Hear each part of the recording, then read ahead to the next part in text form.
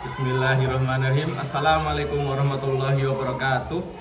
Perkenalkan, nama saya Wahyu Utomo dari SDN 2 Taji sebagai guru agama dan sebagai juga mahasiswa PPG Batch 2 LPTK UIN Raden Mas Said Surakarta tahun 2025, yang mana hari ini akan mengadakan uji kinerja.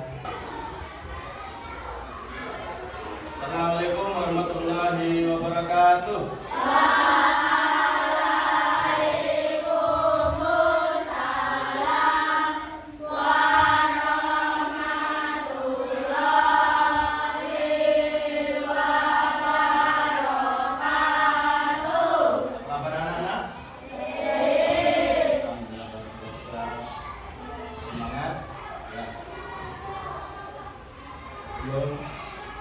Mulai, kita akan berdoa terlebih dahulu, dipimpin oleh Kepala Kelas ya. Silakan Kepala Kelasnya, Mas Kelasnya.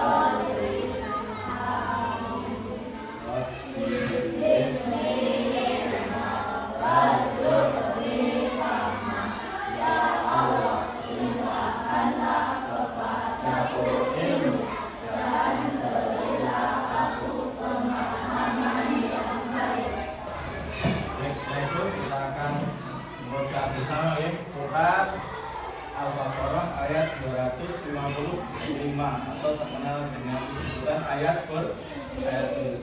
Kita baca bersama.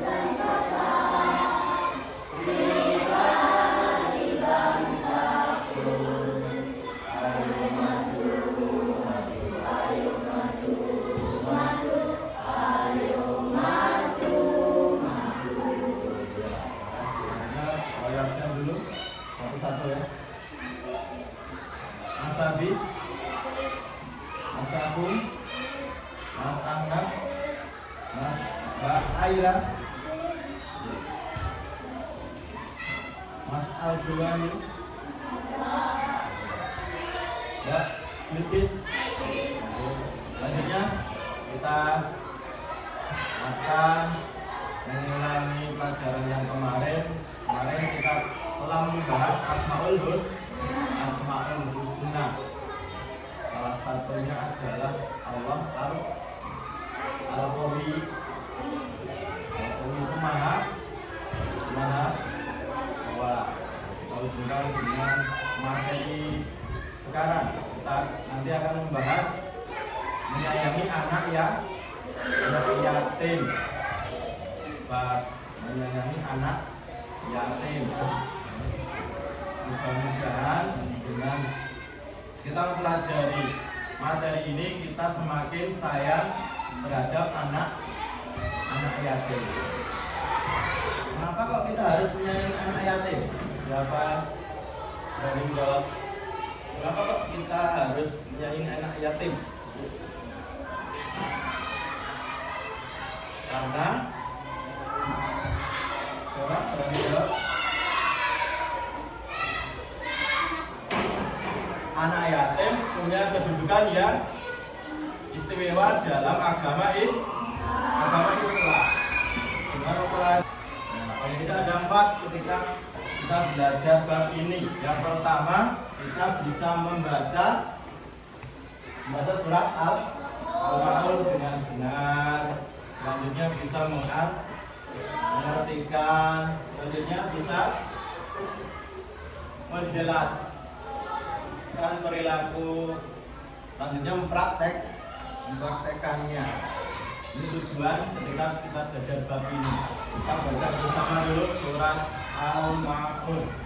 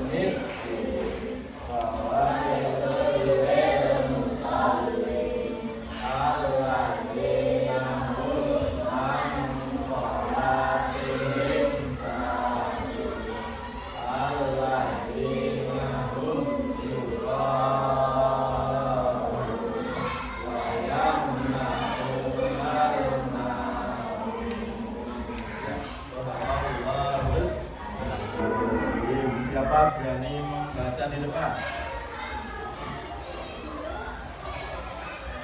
Untuk membacakan atau Putri, ya? Kalian ini yang sudah Al-Quran dilakukan pengajian bisa dibacakan di depan.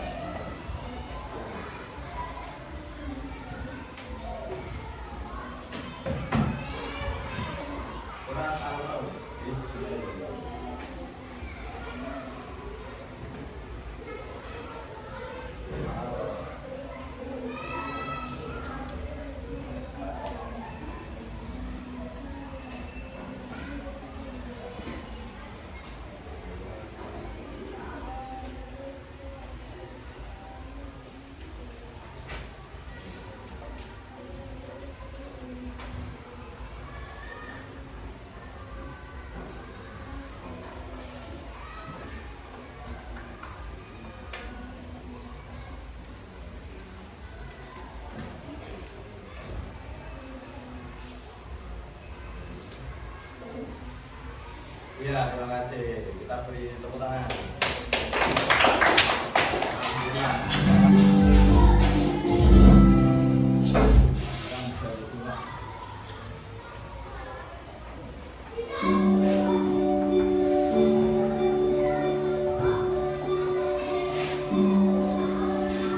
Pada hari Minggu pagi, Zidan dan Zahra sedang asyik bermain di halaman rumah.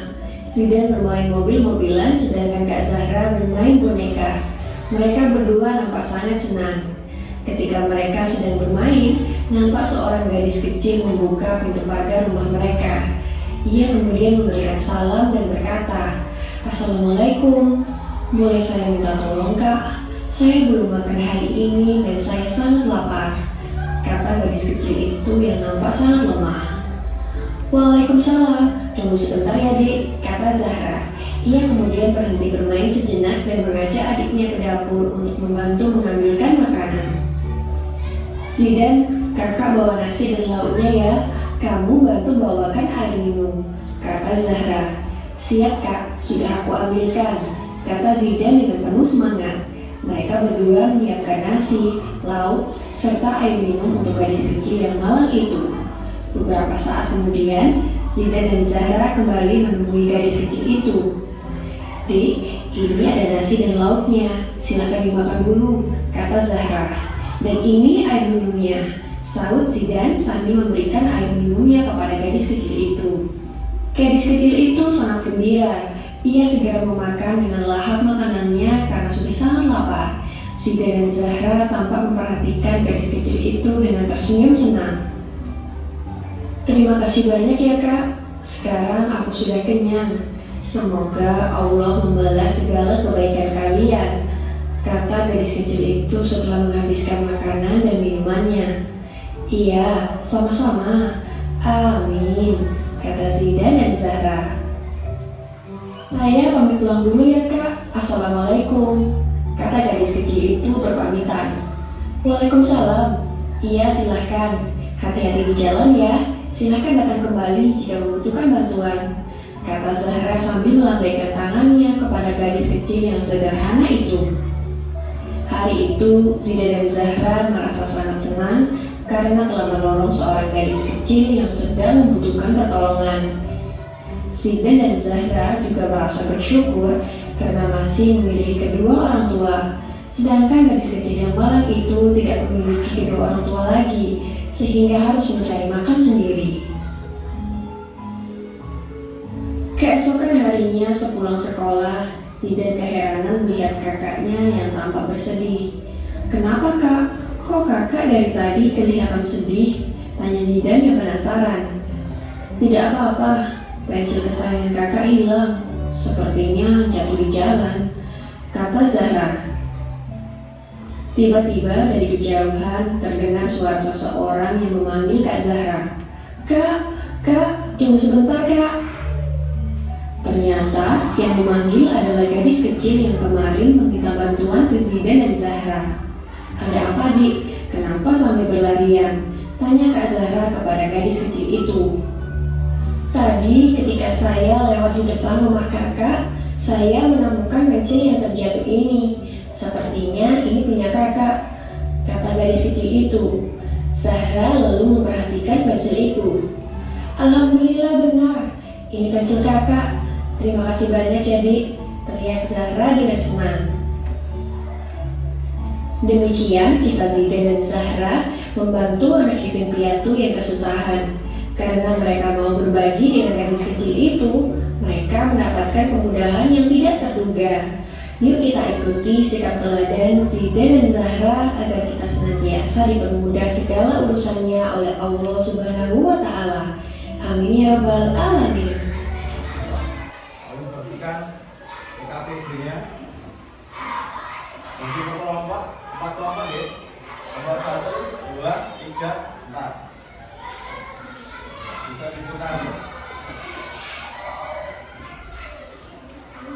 Jangan atau bersihnya.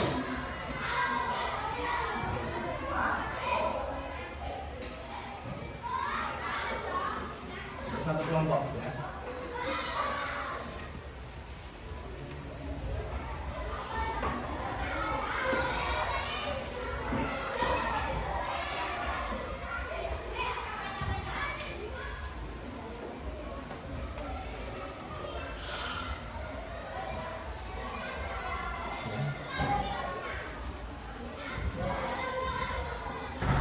Semua kelompok lancar. Ini surat Al-Maun ada di juz 30. Di lembar kerja, silakan perhatikan per kelompok bisa diputar. Kan jadi satu, ya. Prosesnya. Itu ada arti dari surat Al-Ma'un. Silakan dijodohkan. Yang ini dijodohkan. Kira-kira yang layak itu yang mana? Ayat dengan artinya. Silakan dikerjakan, dijodohkan, pakai pensil boleh, pulpen boleh. Silakan dijodohkan. Ya, sebisanya dulu. Garis dengan yang kamu ketahui.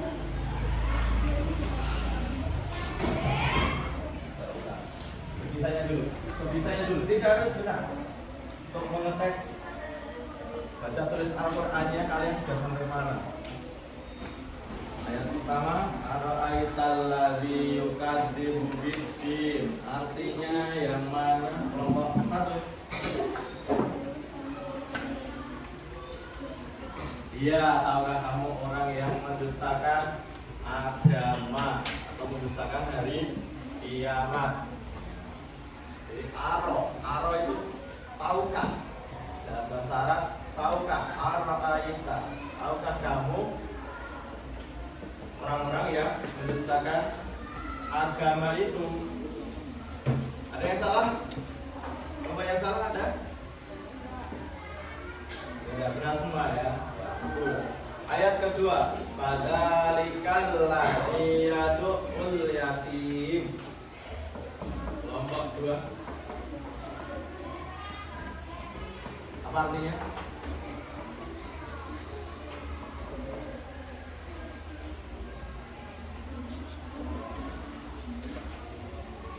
Salah. Kan yang berubah ya. Kelompok 3. Padzalikal ladzi yad'ul yatim. Iya, itu. Ayat 2 itu penjelasan dari ayat 1. Namanya tafsir atau penjelasan ayat dengan ayat. Ingat, penjelasan ayat dengan ayat itu adalah penjelasan yang paling baik, paling bagus. Ayat 1 tadi, ara'aital ladzi yukadzibu. Tahukah kamu orang yang mendustakan agama? Yang kedua penjelasannya, padzalikal ladzi yad'ul yatim. Langsung menuju mereka itulah orang-orang yang menghardik anak yatim. Inti dari surat Al-Ma'un ini salah satunya adalah di ayat 2. Ayat 2 ya. Jelas? Paham? Ya, jadi menghardik anak yatim saja tidak boleh, apalagi lebih dari menghardik, menyanyiakan, tidak memperhatikan dan lain-lain. Sekarang ayat ketiga. Wala yahuddu ala ta'amil miskin. Kelompok 3.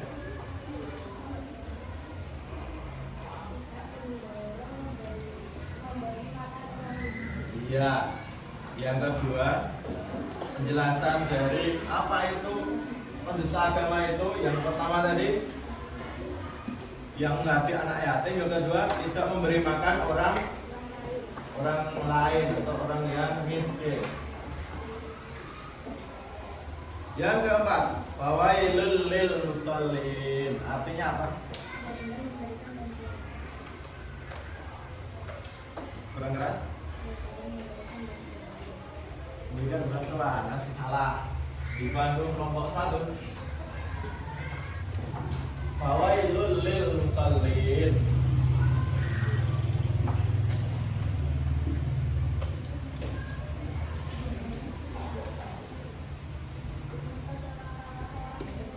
Iya, maka celakalah orang yang sholat. Nanti kelompok yang salah segera diperbaiki ya, urutannya.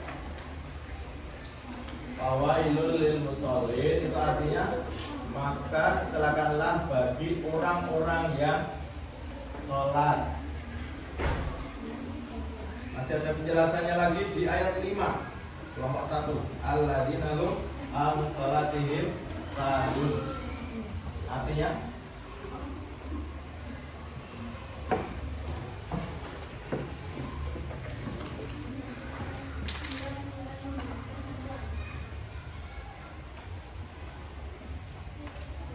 salah.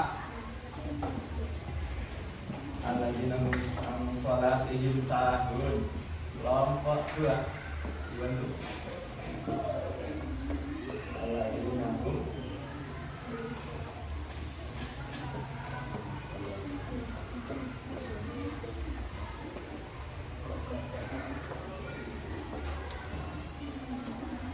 apa? Nomor 2 jawabannya yaitu iya. Alladzina an sholatihim sahun. Sahun kata kuncinya jelas sahun. Sahun itu lalai. Orang-orang yang lalai terhadap sholatnya. Jadi ayat 4 dan ayat 5 ini satu kesatu tidak boleh dipisahkan. Karena kalau dipisahkan bahaya. Fawailul lil musholin. Masuk kecelakaan pada orang yang sholat. Enggak mungkin. Tapi dilanjutkan dengan ayat selanjutnya atau ayat 5. Fawailul lil musholin alladzina hum an sholatihim sahun. Sahun itu ingat artinya adalah lalai. Sahun artinya lalai. Kata sahun artinya lalai. Lalai itu bisa jadi lalai waktu sholatnya atau waktu ketika mengerjakan sholatnya. Ketika mengerjakan sholatnya itu tidak serius, itu juga termasuk lalai. Selanjutnya alladzina hum yura'un. Kelompok 2.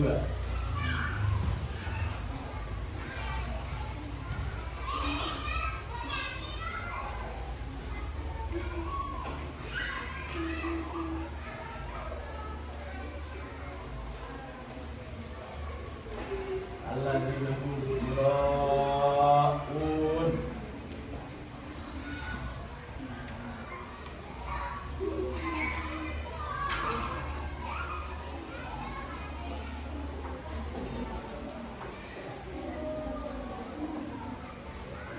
Yang berbuat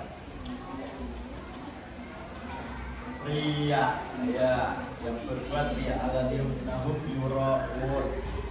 Mereka tidak ikhlas dalam mengerjakan amal solehnya.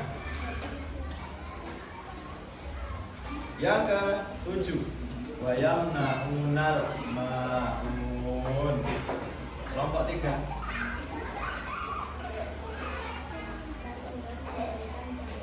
Iya, dan enggan memberikan bantuan, enggan membantu orang yang kesusahan, baik itu yang miskin ataupun yang anak yang yatim. Itulah paling tidak ada 4 ciri apa? Orang yang merusakan agama. Yang pertama, yang mendidik anak yatim atau tidak mempedulikan anak yatim. Yang kedua,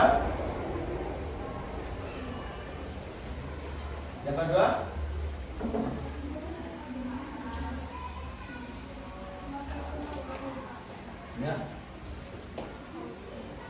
Ada apa? Yang kedua, iya, sudah memberikan apa? Membantu anak yang miskin. Yang ketiga, orang yang lalai sholatnya. Yang keempat, kita memberi bantuan dengan barang-barang yang berguna. Dia mampu tapi tidak mau membantu. Ya, ini isi pokok dari surat Al-Maun ini. Kalau tidak ada 4 tadi. Yang pertama, larangan menghardik anak yatim, bersikap kasar, tidak halus terhadap anak yatim. Itu harus kita perbaiki. Kita harus selalu berbuat baik pada siapapun, lebih-lebih terhadap anak yang yatim, karena kedudukannya lebih. Maksudnya orang yang menyayangi anak yatim, insya Allah bersama Nabi Muhammad Sallallahu Alaihi Wasallam. Nah, ajaran agama seperti itu. Anak yatim lebih kita sayangi daripada yang biasa. Yang kedua, anjuran untuk membantu yatim pada berbagi rezeki. Membantu setelah kita tahu bahwa anak yatim menganiaya atau tidak memperhatikan anak yatim itu jelek, maka yang kedua kita harus membantunya sebisa mungkin. Kalau bisa, misalkan yang ringan-ringan, misalkan membantu mengerjakan apa gitu, boleh. Membantu harta, ngasih uang, itu juga boleh. Yang ketiga, tentang sholat. Jadi, tentang sholat. Karena sholat adalah tiap agama. Yang agama tahu ya, fondasi. Jadi dalam Islam itu, sebaik apapun orang, kalau tidak sholat, tidak dianggap pahalanya, atau amalannya belum dicatat, dilaporkan ke Allah Subhanahu wa Ta'ala karena tidak sholat. Kan sholat itu fondasi. Kalau hanya berbuat baik tanpa sholat kan nggak ada fondasinya, bisa roboh. Jelas ya? Jadi sholat harus kita perhatikan, jangan sampai lalai mengerjakannya. Lalai waktunya sholat zuhur itu harusnya jam 12 sampai jam 3, tapi kita mengerjakannya ketika asar atau mendekati asar itu baru mengerjakan. Jangan sampai seperti itu, dihindari. Lalai yang kedua, lalai ketika mengerjakan sholatnya tidak serius. Padahal orang yang serius sholatnya itu insya Allah semakin banyak pahalanya, insya Allah semakin tinggi surganya. Semakin khusyuk sholatnya, insya Allah semakin bahagia. Semakin khusyuk sholatnya, semakin ditolong Tuhannya, Allah Subhanahu wa Ta'ala. Nabi itu, tahu Nabi Muhammad itu kalau sedang menghadapi masalah banyak sholat. Sholat adalah salah satu cara minta tolong kepada Allah Subhanahu wa Ta'ala. Yang keempat, peduli, mengedepankan kepedulian pada sesama, seperti kasih sayang, terutama terhadap orang yang sangat membutuhkan, yatim, orang miskin, dan lain-lain.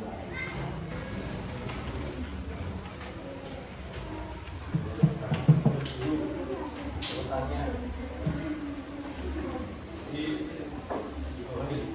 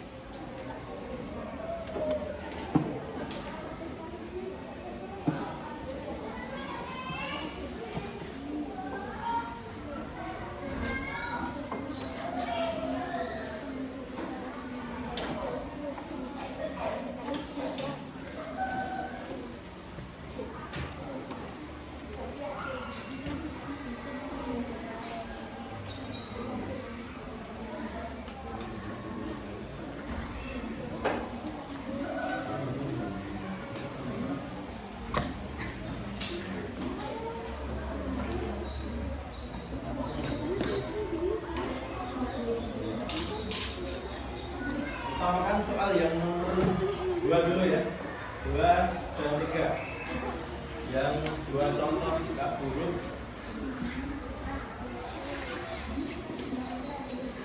Sikap buruk.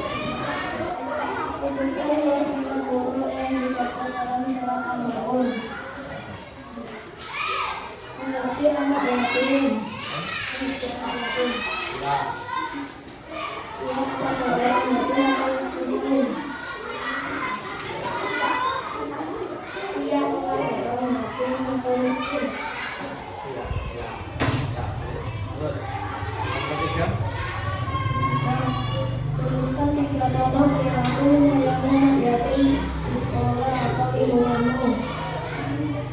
Kita mengerti anak yatim, kita berbagi, bukan anak yatim miskin. Ya, 3. Bagus. Ya, terima kasih. Kita beri plus untuk nomor 1. Ya. Jadi bisa disimpulkan. Setelah kita pelajari surat ini ya, Al-Maun ini, kita tahu perilaku-perilaku buruk apa saja yang harus kita hindari. Dalam surat Al-Maun itu paling enggak ada 4. Tidak boleh menyanyiakan anak yatim, hati. Kita tidak boleh pelit terhadap orang lain. Kita tidak boleh lalai dalam sholat. Tidak boleh riak dalam berbuat baik. Oke, jelas. Selanjutnya, ketika kita sudah tahu kalau anak yatim itu harus kita perhatikan menurut surat Al-Maun ini, maka kita harus apa saja? Memperhatikan anak yatim, berbagi, dan memuliakannya. Mudah-mudahan dengan kita belajar itu tadi, kita bisa benar-benar menerapkan ilmu yang kita dapat dari Al-Maun ini. Utamanya adalah menyayangi anak yatim dengan cara apa? Dengan cara memberi semaksimal mungkin sebisanya. Mungkin ada yang bertanya? Ini sudah jelas ya. Al-Maun ini berisi 4 hal pokok.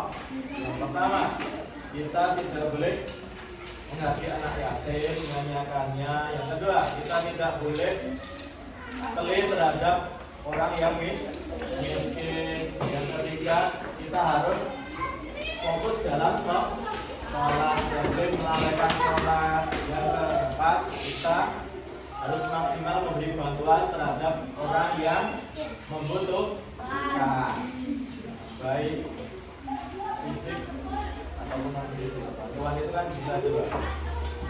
Kalau nggak bisa harta, bisa tenaga. Ya, lebih semangat lagi untuk anak soleh. Aku anak soleh, rajin sholat, rajin ngaji, orang tua dihormati, kita Islam sampai mati. La ilaha illallah Muhammadur Rasulullah. Islam, yes, kafir, no. Super terakhir tadi ada lembar asesmen, silakan dikerjakan ABC-nya tadi. Untuk menilai kepahaman yang ini silakan disilang sebagai evaluasi, silakan disilang ya, hanya 5 silakan menilang. Baik, terima kasih anak-anak sudah partisipasi semua. Mudah-mudahan kita bisa mengambil ajaran dari pertemuan kali ini. Kita tutup dengan baca doa kafaratul majelis. Subhanallah.